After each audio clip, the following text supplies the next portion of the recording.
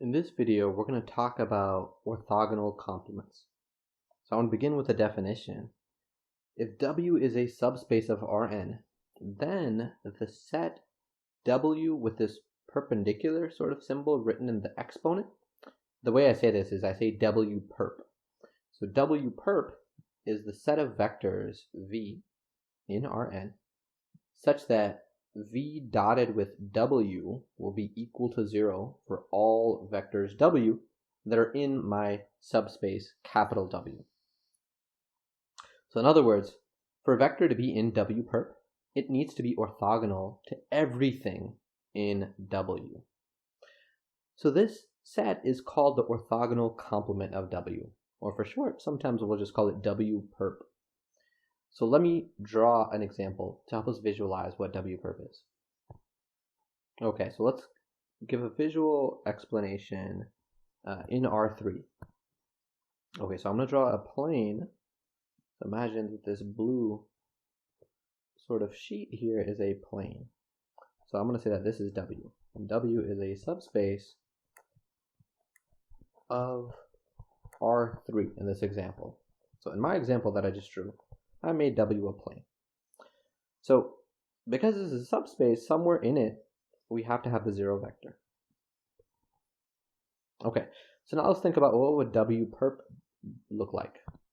So if I needed to draw all the vectors that are perpendicular to everything in W. So the first thing to notice is, well, 0 dotted with anything, dotted with any vector W. So if I say this vector W is in my subspace, capital W, well, 0 dotted with anything is always going to be 0. So as a result, this means that this vector 0 is in W perp, because the 0 vector is orthogonal to everything in W. So when I draw the complement, it should go through the 0 vector.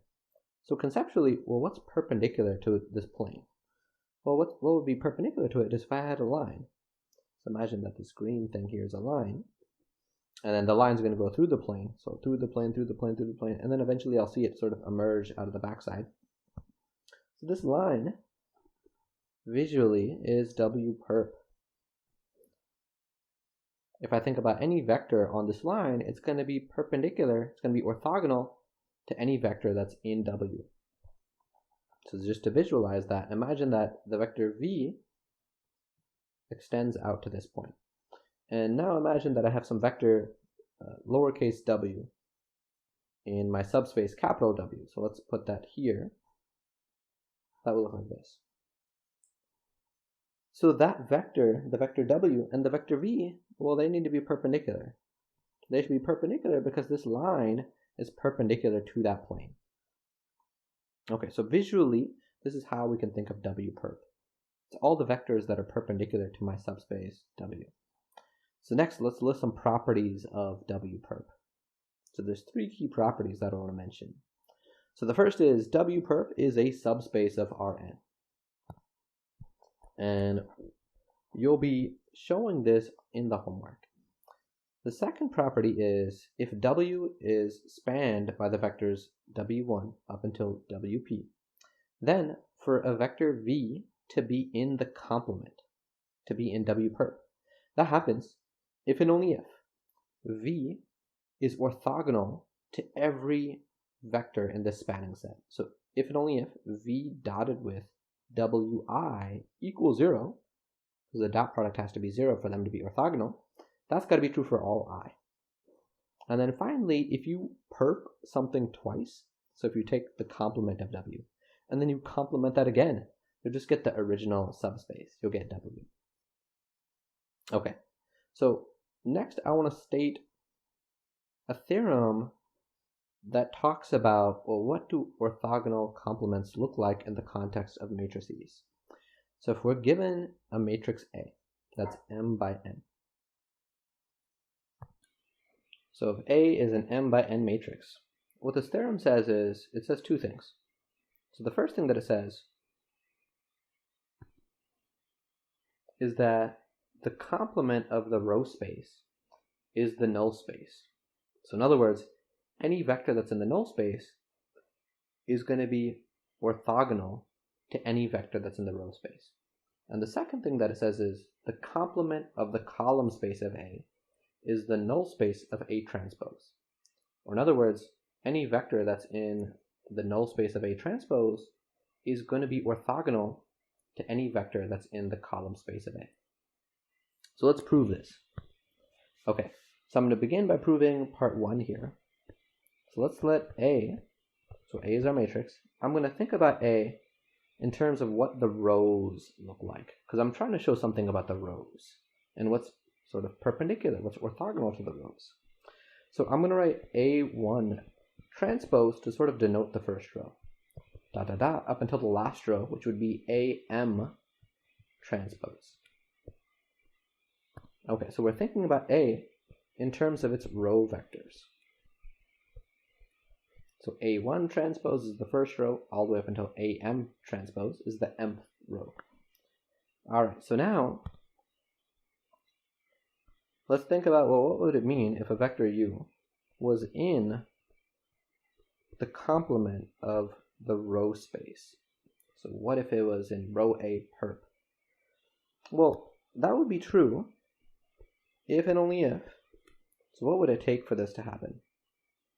So based off of the properties that we had mentioned above, one of the things that it would take is the vector u would need to be orthogonal to every row of A. So the way I'll write that down is u dotted with AI. So AI represents a row in A. If I think about that row just written normally as a column vector, well, that dot product needs to be equal to 0. This has to be true for all I. So this is saying that u is orthogonal to every single row of A. And if we rewrite this in the transpose notation, this is saying that AI transpose times the vector u should be equal to 0 for all I. So that's just writing the dot product in this transpose notation. Okay. So next, this is going to be true if and only if. Okay, so now I'm going to make a bigger claim. So here's the bigger claim. I'm going to start to write it down, and then we'll think about what this means.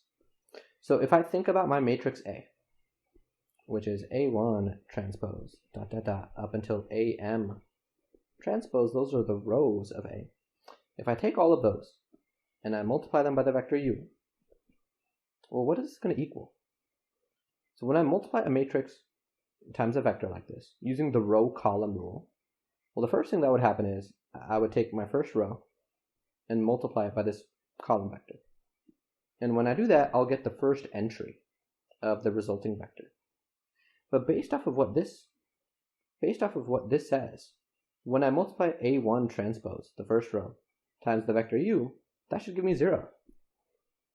And then, again, based off of what this says again, if I multiply the second row times u, well, that should give me 0. And I keep going down like this until I get to 0 for the last entry as well. Okay, so what does this mean? So this means that u multiplied by this matrix is giving us the 0 vector. Well, that means that the vector u is in the null space of this matrix. But this matrix is our matrix A. So what we've just shown is a vector u is in the complement of the row space, is in row space A perp, if and only if it is in the null space. So thus, the row space of A, its orthogonal complement is the null space. So the heart of this argument, the thing that's most important about it, is the fact that when something is in the null space, so if I have a vector u that is in the null space, when I multiply it by my matrix, what should be happening is, when I multiply every single row by that column vector, by u, I should be getting 0, because I'm supposed to output the 0 vector.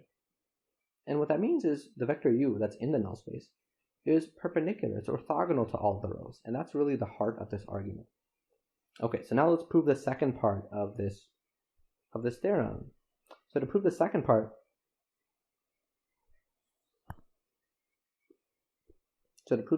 what I'm going to do is I'm going to replace A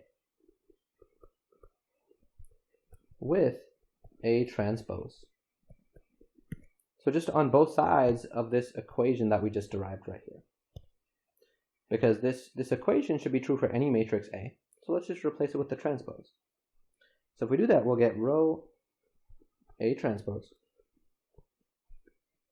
perp equals the null space of A transpose. So we've replaced the A's with A transposes. Okay, so now the right-hand side is actually what I want it to be.